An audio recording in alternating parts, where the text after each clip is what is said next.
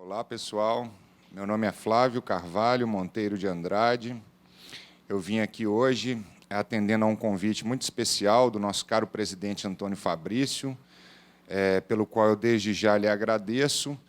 para falar um pouco sobre a reforma trabalhista, em especial sobre a defesa e sobre a revelia do reclamado e as respectivas modificações que nós tivemos ou que teremos aí nesse assunto.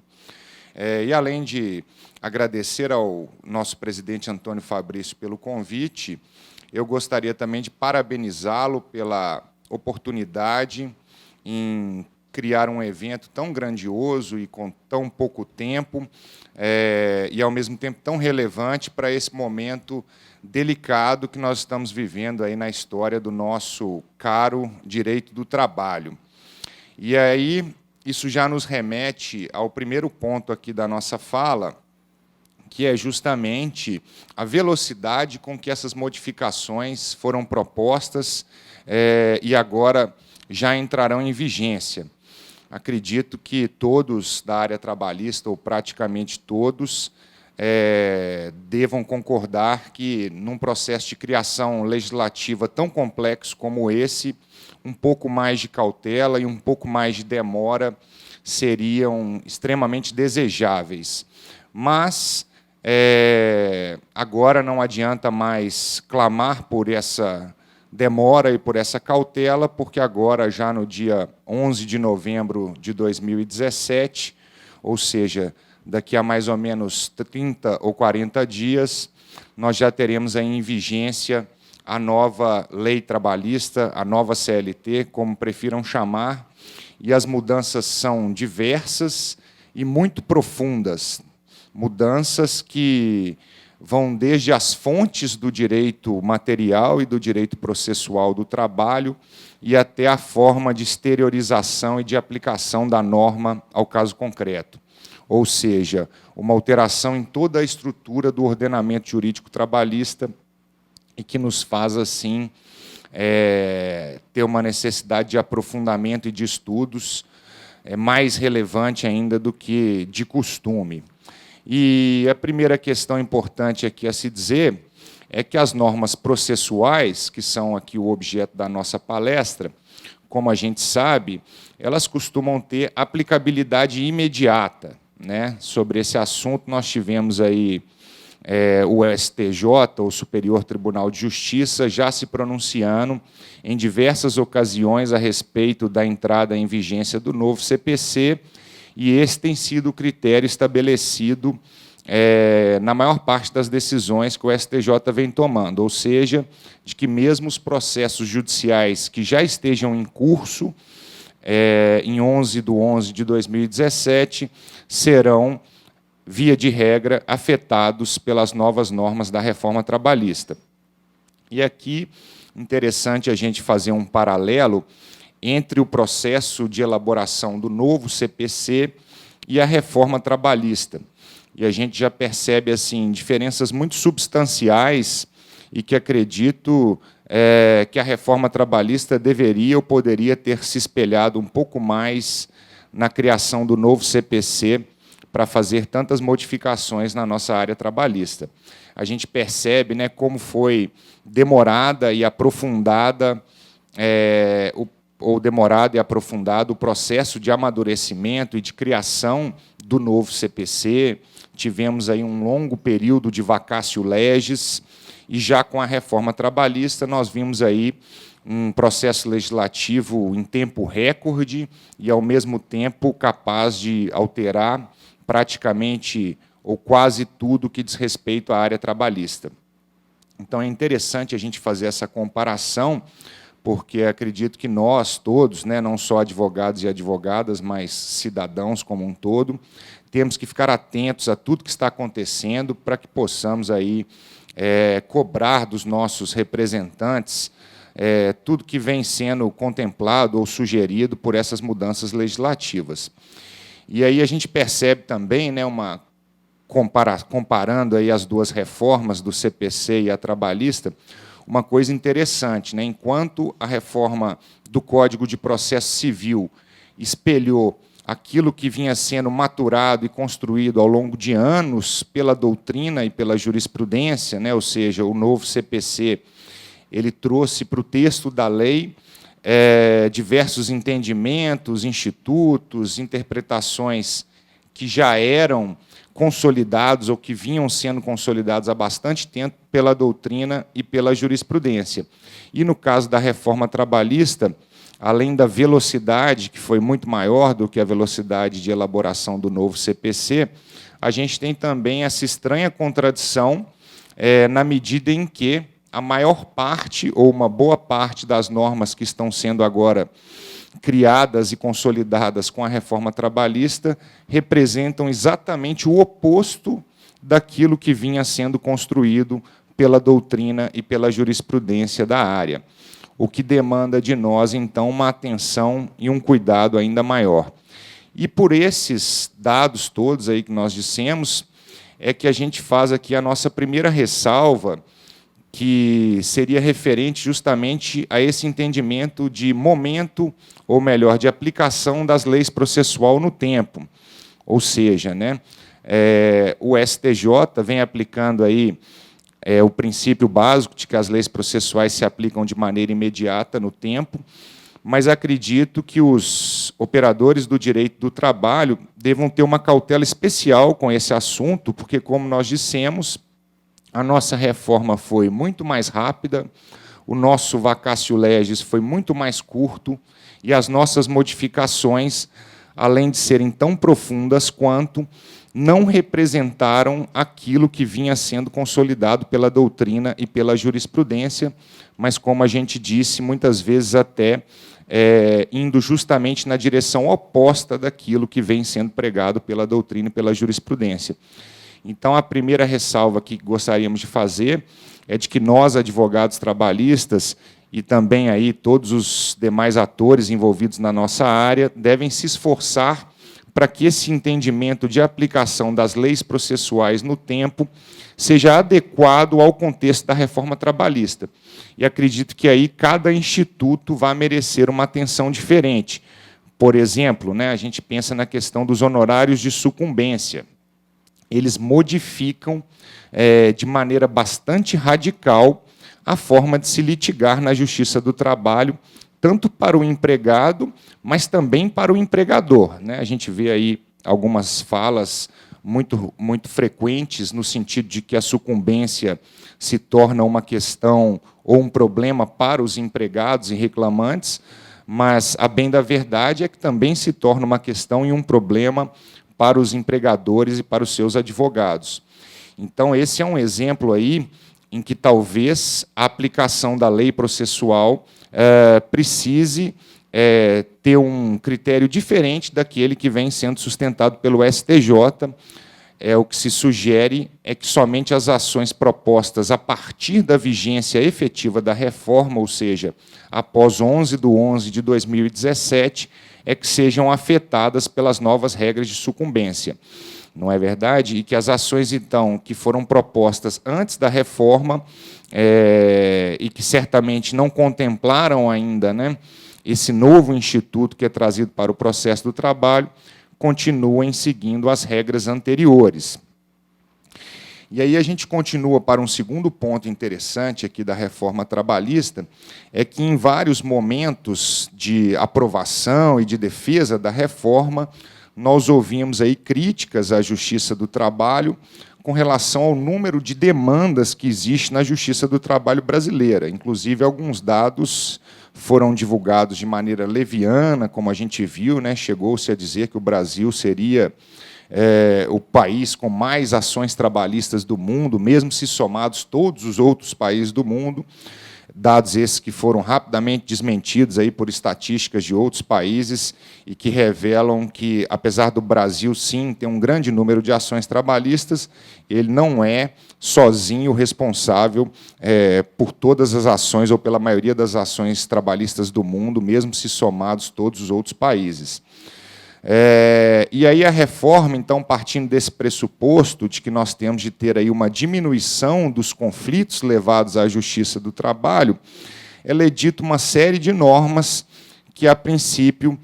teriam a capacidade de diminuir o número de ações na Justiça do Trabalho. Mas, curiosamente, fazendo uma leitura minuciosa da reforma, a gente percebe que há uma incoerência nessa proposta, ou nessa justificativa, ou nesse objetivo de diminuir a judicialização de conflitos trabalhistas, porque, ao mesmo tempo que a reforma cria certas dificuldades para o acesso à justiça para o reclamante, e aí ela fica coerente com essa proposta de diminuição dos litígios levados à Justiça do Trabalho, não é? Como a gente falou, por exemplo, com a criação dos honorários de sucumbência, com a criação da nova regra para deferimento de justiça gratuita, com a possibilidade do reclamante ser condenado a pagar agora honorários periciais, custas judiciais, só para citar alguns exemplos. Ou seja, né, nesse ponto, a reforma realmente vem tentando dificultar o acesso ao judiciário e, com isso, diminuir os conflitos que são judicializados, mas, de outro lado, a gente tem aí a percepção de que, no lado que diz respeito ao empregador, e principalmente aos grandes empregadores e suas grandes demandas, a reforma cria certas facilidades para o acesso à justiça, o que se mostra, então, como uma grande contradição, porque, se a ideia é diminuir o número de ações trabalhistas, dificultando-se o acesso à justiça para o reclamante, o natural seria ou manter-se as mesmas regras, mas, principalmente, dificultar-se também o acesso à justiça para os empregadores. E agora, né, com a possibilidade de acordos extrajudiciais serem homologados na Justiça do Trabalho, com isso, então, a gente, de fato, tem um estímulo à diminuição nos conflitos que são levados à Justiça do Trabalho. Porém, só para citar um exemplo aqui, a gente tem agora a restrição no valor que o juiz do trabalho vai poder arbitrar a título de custas em processos judiciais, que, salvo o melhor juízo, né, feita a conta aí do novo dispositivo da CLT, hoje o máximo valor a ser arbitrado vai girar aí na casa dos 40 ou 50 mil reais. Então, a gente percebe, com esse exemplo, que, de um lado, a reforma dificulta o acesso para o reclamante, mas, de outro, ela acaba facilitando o acesso para o empregador, em especial para os grandes empregadores, e, com isso, acaba não atendendo à proposta inicial, que seria uma tentativa de se diminuir efetivamente o número de processos que chegam à Justiça do Trabalho. E aqui é importante também a gente fazer uma pequena ressalva, que, se a Justiça do Trabalho brasileira tem um número grande de ações, isso não espelha um problema da Justiça do Trabalho brasileira exclusivamente. Né? Segundo estatísticas do CNJ, no ano de 2016, nós chegamos a ter, no judiciário brasileiro como um todo, mais de 102 milhões de processos judiciais, sendo que a esmagadora maioria desses processos pertence à justiça comum, e a minoria desses processos, algo em torno de 13% ou 14%, pertencem à Justiça do Trabalho. Ou seja, realmente há um problema de excesso de litígios no judiciário brasileiro, mas esse não é um problema da Justiça do Trabalho. Esse é um problema da cultura brasileira e da forma que o Brasil encontrou para resolver seus conflitos, e a gente percebe claramente que há um excesso aí, ou talvez um exagero, na judicialização, ou melhor, na busca por soluções de conflitos. Então, feita essa ressalva,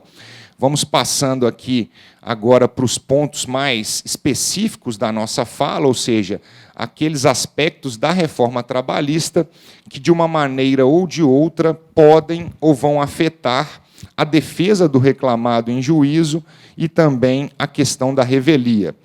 Então, como a gente falou, em linhas gerais, a posição do empregador agora, na Justiça do Trabalho, fica um pouco mais favorecida ou facilitada do que ocorria antes da aprovação da reforma trabalhista. Como a gente vem defendendo aqui em outras manifestações, a defesa do reclamado ganha novas e importantes armas a serem usadas aí nas lides trabalhistas. Fazendo uma análise geral da reforma, nós conseguimos aqui enumerar 14 alterações ou novidades, ou seja, artigos que foram alterados ou artigos que foram criados, que podem, mais direta ou um pouco indiretamente também, afetar a defesa do empregador em juízo e a questão da revelia. E aí, curiosamente, desses 14 itens, que nós vamos tratar aqui brevemente deles no dia de hoje, nós temos aí um item que é francamente favorável ao reclamante, que é uma modificação no princípio da distribuição do ônus da prova, não é verdade? Até então, nós não tínhamos na CLT a figura da distribuição do ônus da prova dinâmica, não tínhamos isso expresso no texto da CLT, e agora teremos, com a nova redação do artigo 818. Então, das 14 mudanças, nós podemos dizer que essa é a única que é francamente favorável ao reclamante. Dessas 14, nós temos outras 3 mudanças que nós podemos classificar como mudanças ou que são neutras, ou seja, não afetam muito nem o reclamante nem o reclamado, ou que afetam mais ou menos da mesma maneira os dois lados. Então, a primeira mudança nesse sentido seria a transformação dos prazos, que eram contados antigamente em dias corridos e que agora vão ser contados em dias úteis. Ou seja, essa é uma medida que, ao mesmo tempo que favorece ou que prejudica o reclamante, favorece e prejudica também o reclamado. Nós temos também agora a possibilidade de apresentação da defesa até a audiência. Agora, a CLT modifica, então, o posicionamento que vinha sendo defendido pelo CSJT, de que a defesa poderia ser ofertada até o fim da tentativa infrutífera de conciliação, mas esse também é um elemento que, apesar de ser criado, vamos dizer assim, para a figura do empregador, acredito eu que tenha pouca repercussão prática e que não vai mudar muitas coisas aí na vida do empregador. E, finalmente, nós temos também a questão da sucumbência, que, como já foi mencionado aqui brevemente, apesar de muito se falar na sucumbência como uma dificuldade para o empregado reclamante, a bem da verdade, a sucumbência também vai criar dificuldades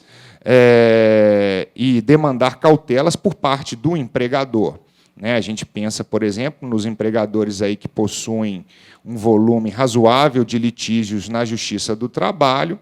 e que agora, de acordo com as novas regras, eles poderão ter acrescidas aí, ou acrescido a condenação de cada um desses processos a partir da vigência da reforma, o percentual de sucumbência, que deve girar normalmente na casa dos 15%, como a Justiça do Trabalho já vem decidindo anteriormente à reforma, naqueles processos em que o reclamante está patrocinado por advogado do sindicato. Então, são 14 modificações, uma delas francamente favorável ao reclamante, 3 delas isentas ou afetam ambas as partes mais ou menos da mesma maneira, e as outras 10 modificações que nós conseguimos listar são todas elas francamente favoráveis ao empregador. Então, daí a gente percebe um pouco da tônica da reforma trabalhista e dessa grande incoerência que ela trouxe consigo, ou seja, prega-se a diminuição do número de conflitos na Justiça do Trabalho e, com isso, dificulta-se o acesso do reclamante à Justiça do Trabalho, mas, de outro lado, contrariando-se a ideia de diminuição de conflitos na Justiça do Trabalho, nós temos aí diversos dispositivos que vêm para facilitar um pouco a vida do empregador na Justiça do Trabalho. Então, agora, para citar detalhadamente quais seriam esses 14 pontos, para depois a gente poder falar um pouquinho de alguns deles, nós vamos aqui descrevê-los. Então, a primeira alteração, começando pelo princípio, a gente tem uma alteração aí relativa à questão das fontes do direito processual do trabalho, que, como a gente bem sabe, até a chegada da reforma,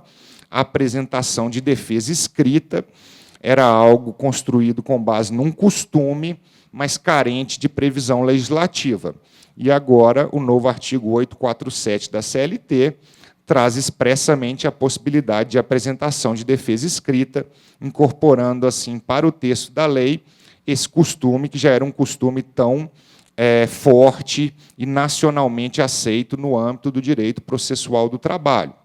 Em segundo lugar, nós temos aí uma alteração no princípio do ônus da prova, como a gente falou agora, na própria CLT, nós temos tanto a figura da distribuição estática do ônus da prova, como a figura da distribuição dinâmica do ônus da prova, sendo que, nesse aspecto, o legislador basicamente copiou o artigo que já existia no novo CPC e agora fez constar esse mesmo dispositivo de lei da nova CLT. E, como a gente falou brevemente, esse é um dispositivo que, no nosso entendimento,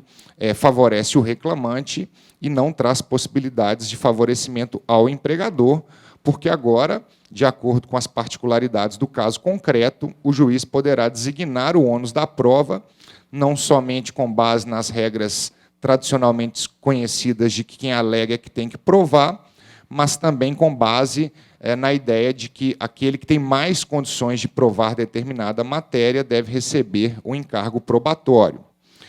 Nós temos aí, em terceiro lugar, uma alteração importante no que diz respeito ao princípio da estabilização da lide nas ações trabalhistas. Como a gente bem sabe, é algo que era assim, quase que natural para nós que somos da área trabalhista. A lide só se estabilizava na Justiça do Trabalho, ou, melhor dizendo, só se estabiliza, né, porque a reforma ainda não está valendo,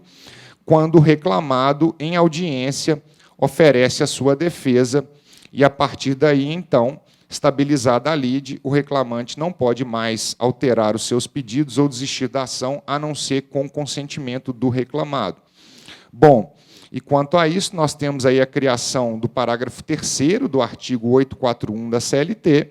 para dizer que, oferecida a contestação, ainda que eletronicamente, o reclamante não poderá mais, sem o consentimento do reclamado, desistir da ação. Ou seja, a lide se estabiliza agora com o oferecimento da defesa pelo reclamado, ainda que isso seja feito antes da audiência e não apenas mais em audiência durante o prazo de defesa previsto na CLT,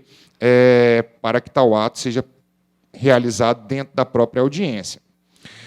Em quarto lugar, nós temos aí uma importante, talvez uma das alterações mais contundentes, digamos assim, que mais modificou o instituto ao qual ela se propôs modificar, que é uma alteração no prazo e no procedimento de apresentação das exceções de incompetência em razão do lugar. Então, até a chegada da reforma e na vigência do novo CPC, a gente tinha a alegação de exceção de incompetência em razão do lugar como uma matéria de defesa e que teria de ser conhecida pelo juiz que recebeu a ação trabalhista, ou seja, ainda que o reclamado entendesse que a ação trabalhista foi proposta numa vara do trabalho incompetente no que diz respeito ao local da propositura da ação, ele tinha que se dirigir até aquele local para, em audiência, ter a sua preliminar de exceção de incompetência em razão do lugar apreciada pelo juiz. Agora, com a nova redação do artigo 800 da CLT, o reclamado passa a ter um prazo de 5 dias, contados do recebimento da notificação citatória, para apresentar a exceção no processo, o que gerará a suspensão do processo, a não realização daquela audiência já designada e, consequentemente, a instrução do expediente de exceção de incompetência em razão do lugar. E aí, para garantir que o reclamado não tenha que se deslocar ao local onde foi proposta a ação de maneira indevida, está previsto no novo artigo 800 da CLT que ele poderá, inclusive, produzir provas do local onde ele se encontra, de onde ele arguiu a exceção de incompetência por meio de carta precatória. Então, nós percebemos aí que esse instituto sofreu mudanças muito relevantes com a chegada da reforma trabalhista. Eu até consignaria aqui que o principal elemento de atenção por parte de nós, advogados em especial de empregadores, diz respeito quanto à necessidade de esclarecermos para os clientes que agora nós temos apenas 5 dias contados do recebimento da notificação citatória para que possamos propor a exceção de incompetência em razão do lugar. Ou seja, demanda-se aí uma nova forma de comunicação com o cliente para que ele fique ciente de que deve comunicar ao advogado. Agora ainda se torna mais importante a agilidade dessa comunicação, ou seja, que ela seja feita de maneira imediata ao recebimento da notificação citatória, ou pelo correio, ou pelo oficial de justiça. Em quinto lugar, entre as alterações que podem afetar a defesa do reclamado, nós temos agora a contagem de prazos em dias úteis, também na Justiça do Trabalho, e isso altera um prazo importante para a defesa, que é o prazo do quinquídio legal, ou seja, os 5 dias que têm que ser respeitados entre o recebimento da notificação citatória e a realização da primeira audiência, porque esse prazo permanece íntegro com a reforma trabalhista, ou seja, o empregador continua tendo o direito de ter respeitado o quinquídio legal, e agora o quinquídio fica um pouco mais elastecido, porque o prazo será contado em dias úteis e não em dias corridos. Nós temos também uma alteração importante, como a gente já falou, que tem a ver com essa modificação no princípio da estabilização da lide, mas também modifica aí, então, o prazo para a entrega de defesa no processo do trabalho. Até a chegada da reforma, estava vigente, ou ainda está vigente, a resolução número 185 de 2017, do Conselho Superior da Justiça do Trabalho, que, em seu artigo 22, prescreve que o reclamado vai poder apresentar a sua defesa até o fim da proposta conciliatória infrutífera. E agora, então, esse prazo foi um pouco antecipado pela reforma trabalhista, que voltou a estabelecer, como já tinha estabelecido em outra ocasião o CSJT, que a defesa tem de ser apresentada até a audiência, ou seja, ela precisa de estar no PJE pelo menos 1 minuto antes do horário previsto para a audiência, sob pena de ser considerada aí intempestiva a sua defesa. E agora também, em 7º lugar, nós temos aí mais uma matéria importante de defesa que pode atacar a parte processual da petição inicial do reclamante, gerando a extinção do processo sem resolução de mérito, na medida em que a CLT, agora, no seu artigo 840, disciplina que a petição inicial, mesmo que em processo de rito ordinário, deverá indicar de maneira expressa o valor dos pedidos. Consequentemente, se é criada essa exigência para a petição inicial, é criada também mais uma matéria de defesa que pode ser arguída pelo empregador, que poderá, então, pedir a extinção do processo sem julgamento de mérito, toda vez que o reclamante, mesmo em rito ordinário, apresentar pedidos que não tenham valores expressos ao final da petição inicial. Em 8º lugar, uma mudança bastante relevante também, e que vem gerando aí um pouco de controvérsia, é a não necessidade, a partir da vigência da reforma trabalhista, de que o preposto seja empregado da empresa.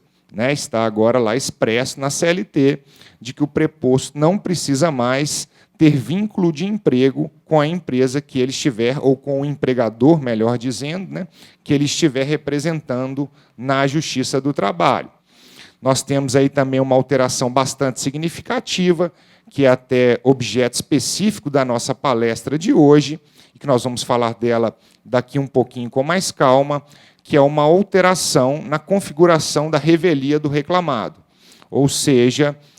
agora o Instituto da Revelia fica um pouco mais favorável para o reclamado do que aquele modelo que vinha sendo adotado, ou que vem sendo adotado, por enquanto, na Justiça do Trabalho. Em 10º lugar, nós temos agora, de maneira expressa na CLT, a admissão do incidente de desconsideração da personalidade jurídica no processo do trabalho. Isso foi criado pelo novo CPC, o TST, na instrução normativa de número 39, já vinha defendendo que esse instituto tem aplicabilidade no processo do trabalho, tanto na fase de conhecimento quanto na fase de execução, mas nós que litigamos, aí, que militamos na Justiça do Trabalho com frequência, temos percebido que, mesmo com essa orientação não vinculante do TST, por meio da instrução normativa de número 39, muitos juízes e desembargadores continuavam e continuam tendo resistência com a utilização do incidente para a desconsideração da personalidade jurídica no processo do trabalho, especialmente na fase de execução, mas também na fase de cognição, naquela ideia de que,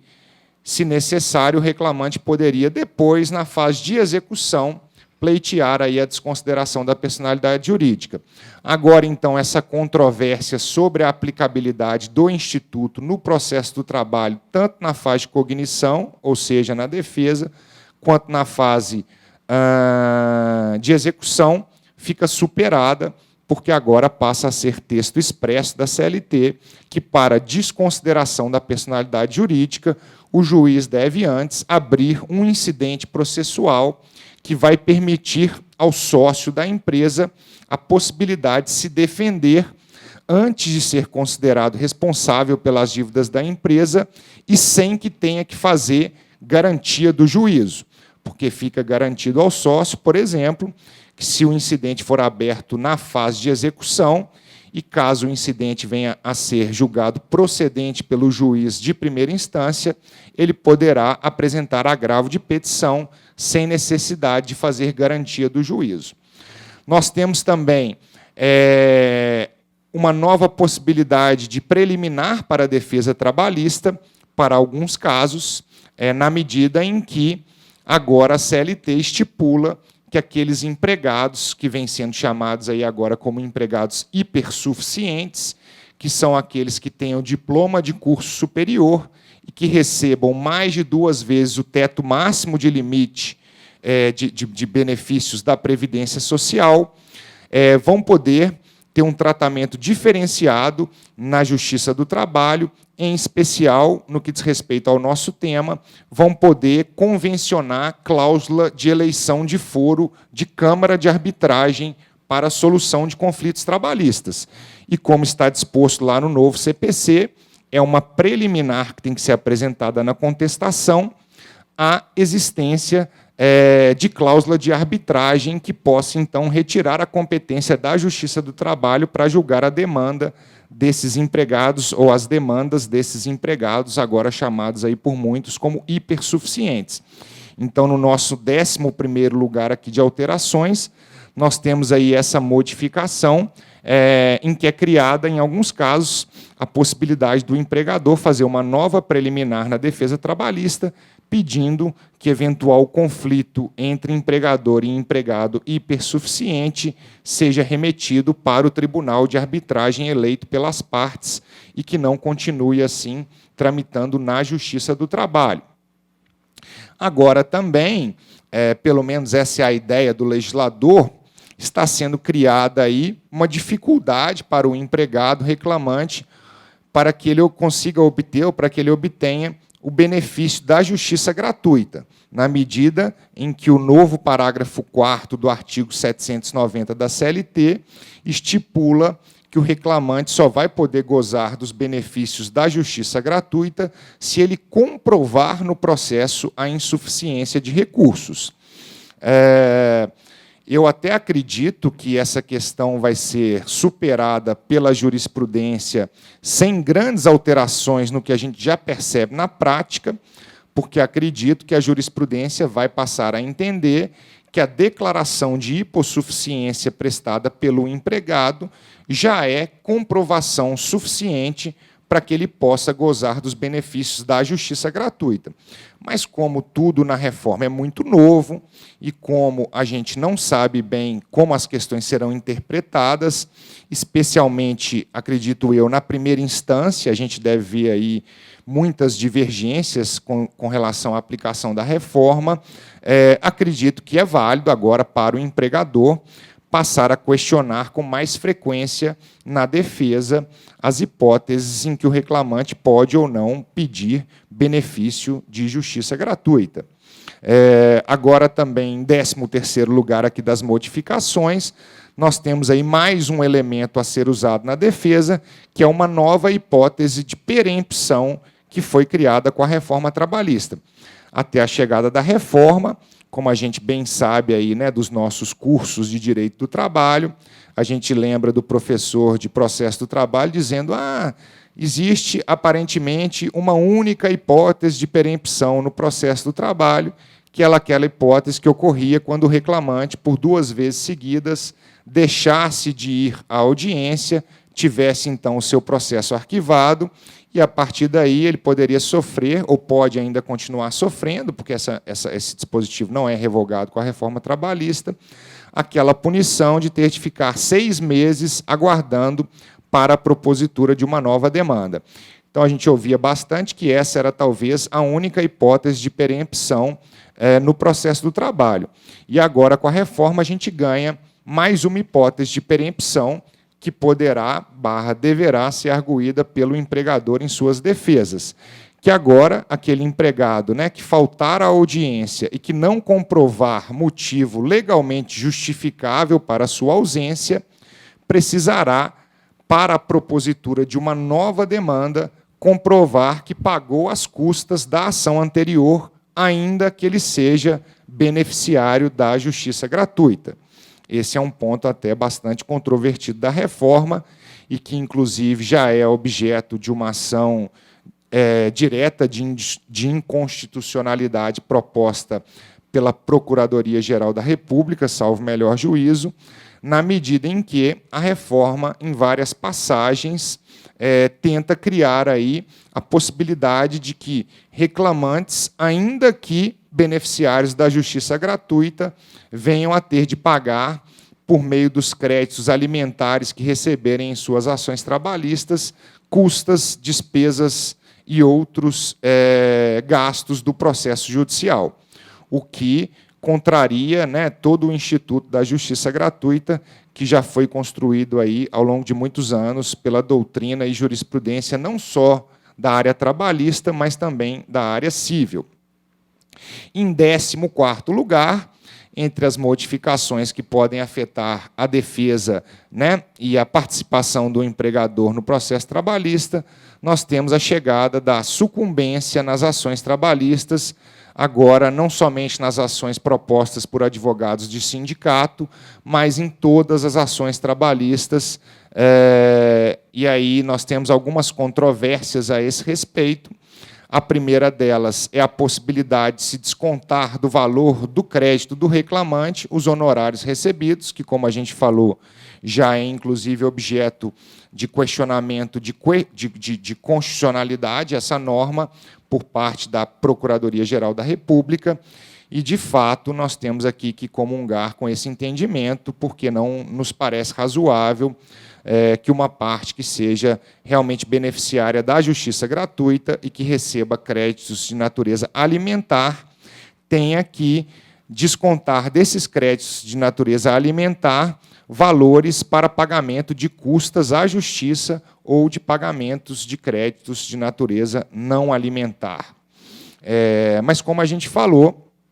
esse é um instituto que, apesar de estar sendo alardeado aí como um problema grande para os reclamantes, na nossa visão, ele é um problema grande também para os reclamados e que deve provocar nos reclamados uma reflexão profunda sobre a forma como eles querem passar ou continuar a resolver os seus conflitos trabalhistas. Me parece que, com a criação da sucumbência na Justiça do Trabalho e agora com a criação também da lide voluntária na Justiça do Trabalho, ou seja, com a possibilidade agora que reclamante e reclamado vão ter de fazer acordos fora da justiça e de comparecer na justiça apenas para homologar esses acordos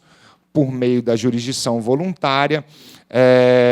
me parecem que esses dois institutos combinados, eles nos levam à ideia de que devemos evitar a chegada, ou devemos evitar que conflitos sejam levados para a Justiça do Trabalho sempre que possíveis, sempre que possível. Porque agora o risco de litigar na Justiça do Trabalho, como a gente falou, aumenta mais para o empregado, mas aumenta um pouco também em alguns aspectos para o empregador, apesar de em outros aspectos, como também dito, o empregador ter facilitado aí o seu acesso à Justiça do Trabalho com a reforma trabalhista. Então, nos parece que agora a reflexão profunda e talvez mais relevante seja sobre a defesa do reclamado em juízo, não seja exatamente sobre como fazer a sua defesa em juízo, mas seja principalmente sobre pensar na ideia de não deixar com que a sua defesa seja feita em juízo, mas buscar aí o uso desses novos meios alternativos de soluções de conflitos trabalhistas que não impliquem em ações trabalhistas. Porque, como a gente falou, apenas com o acréscimo dos honorários advocatícios sucumbenciais, que, quando você estiver pensando na representação do empregador, eles devem ser devidos na maioria dos casos, porque, como a gente bem sabe, é muito raro um empregador obter na Justiça do Trabalho o benefício da justiça gratuita. Então, me parece que esse é um problema que afeta os dois lados e que talvez afete até um pouco mais o empregador. E aí, agora, já chegando próximo aqui da nossa conclusão, gostaríamos apenas de fazer uma pequena consideração mais detalhada sobre a exceção de incompetência, que, como a gente falou, ela modifica bastante com a chegada da reforma trabalhista. Agora, o artigo 800 da CLT diz para a gente que o empregador tem esses 5 dias, desde o recebimento da notificação, para poder apresentar a sua exceção de incompetência, exceção essa que deixa de ser uma preliminar de defesa, como previsto no novo Código de Processo Civil, e passa a ser agora uma matéria a ser apresentada em peça apartada, Ou seja, o empregador agora vai ter que apresentar essa peça assim que notificado da audiência e, de outro lado, ele vai ter um benefício aí que não mais vai ter que se deslocar até o local onde a lide foi proposta para que possa ter a sua exceção de incompetência apreciada pelo juiz. E, inclusive, fica destacado aqui no novo artigo 800 da CLT, que ele poderá produzir provas à distância por meio de carta precatória, não tendo, assim, realmente que se deslocar para a audiência no local em que a ação foi proposta, se, de fato, a ação tiver sido proposta num local que não tenha competência em razão do lugar para receber aquele litígio. Bom, então, são essas aqui as nossas modestas considerações sobre a figura do empregador e da defesa. Aí, antes de terminar, também é importante a gente falar um pouco mais aqui sobre a questão da revelia. Eu tinha prometido me aprofundar um pouco mais nela e acabei não fazendo isso ainda. Então, agora, o artigo 844 da CLT sofre modificações bastante relevantes, e a gente tem uma disposição aqui no parágrafo 4º de que a revelia deixa de produzir efeitos, lembrando que a revelia, apesar de geralmente vir acompanhada do instituto da confissão, é um instituto diverso. Revelia é a não apresentação de defesa, enquanto a confissão é a consideração de que fatos apresentados pelo reclamante na petição inicial poderão ser tidos como verdadeiros pelo juiz. E a revelia, consequentemente, induz à confissão, mas agora, com a reforma, nós vamos ter aí uma flexibilização nesse entendimento que era tão consagrado na Justiça do Trabalho, de que a revelia automaticamente produziria e sempre produziria a confissão do reclamado em juízo. Então, agora fica ressalvado lá pelo novo parágrafo 4º que a revelia não produz efeitos quando havendo pluralidade de reclamados, qualquer deles contestar a ação. E, é claro, desde que conteste a ação de uma maneira em que fiquem contestados também aqueles fatos que afetem o reclamado que está ausente, não é? Porque se esse reclamado que fez a defesa acabar contestando apenas aqueles fatos que lhe dizem respeito, mas deixando de contestar fatos relativos a outros reclamados que, porventura, forem revéis, vai continuar, sim, podendo ser aplicada a revelia, mesmo quando algum dos réus tiver contestado a ação. Não vai haver revelia mais também quando o litígio versar sobre direitos indisponíveis. Esse é um artigo aqui um pouco controvertido, porque, como a gente sabe, para uma boa parte da doutrina, quase todo, se não todo, o direito trabalhista seria de natureza indisponível. Mas agora também a reforma ela propõe uma solução para essa dificuldade de interpretação, na medida em que cria o artigo 611b, que supostamente tem um rol taxativo, não meramente exemplificativo, mas taxativo e definitivo, de todos aqueles que seriam os direitos trabalhistas de caráter indisponível e de indisponibilidade, inclusive, absoluta. Mas, mesmo assim, a gente continua tendo no 611A a indicação daqueles que seriam os direitos trabalhistas de indisponibilidade relativa. Então, nós temos aqui uma dúvida quanto a esse inciso 2º do artigo 844, parágrafo 4º da CLT. Quando se diz que a revelia não produz efeitos quando o litígio versar sobre direitos indisponíveis, nós estamos tratando apenas de direitos de indisponibilidade absoluta ou estamos tratando também de direitos de indisponibilidade relativa? Porque, se formos tratar de direitos de indisponibilidade absoluta e de direitos de indisponibilidade relativa, a gente praticamente não vai ter revelia nunca. Agora, se considerarmos, como me parece mais adequado,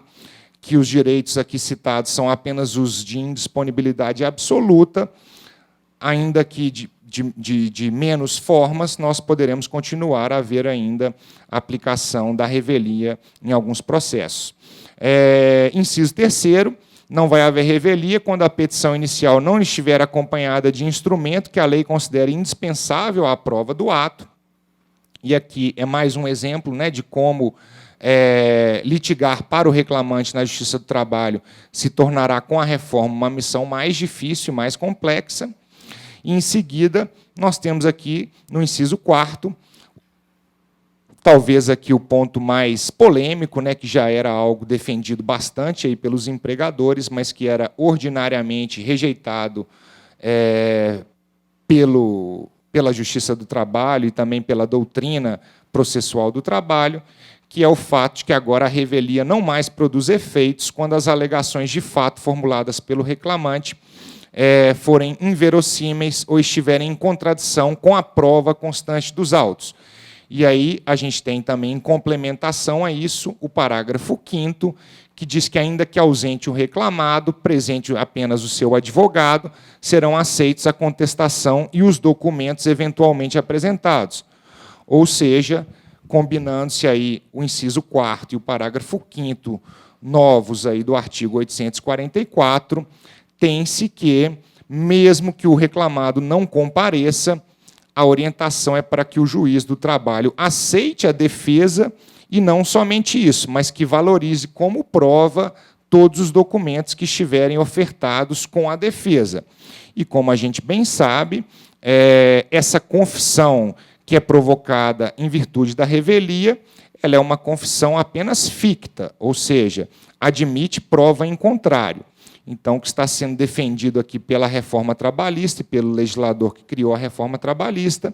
é que, se o advogado comparecer em juízo, apresentar a defesa, se essa defesa estiver instruída de documentos, o juiz só poderá aplicar a pena de confissão quanto àquelas falas ou quanto àqueles argumentos da petição inicial que não tiverem prova em contrário produzida na documentação trazida apenas pelo advogado do reclamado. Ou seja, os advogados de reclamante terão que prestar aí bastante atenção, porque continuarão tendo que produzir provas, ao nosso sentir, mesmo em caso em que o reclamado seja rével, quando o reclamado tiver mandado o seu advogado apresentar a defesa em audiência instruída de documentos. Então, são essas, agora sim, finalizando aqui a nossa participação, as nossas considerações sobre a nova defesa no processo do trabalho e sobre a nova revelia no processo do trabalho. Temos aí, então, 14 modificações, mais ou menos, que podem influenciar na forma do reclamado se defender em juízo e também, consequentemente, na forma do reclamante se comportar em juízo. Então, agradecido aqui pela oportunidade, eu cumprimento a todos e desejo que tenham um bom seminário, um bom congresso e que as palestras, assim como essa, sejam proveitosas e possam contribuir aí com o esclarecimento das dúvidas que são tão frequentes e profundas nesse momento conturbado que a gente vive na nossa área trabalhista. Muito obrigado.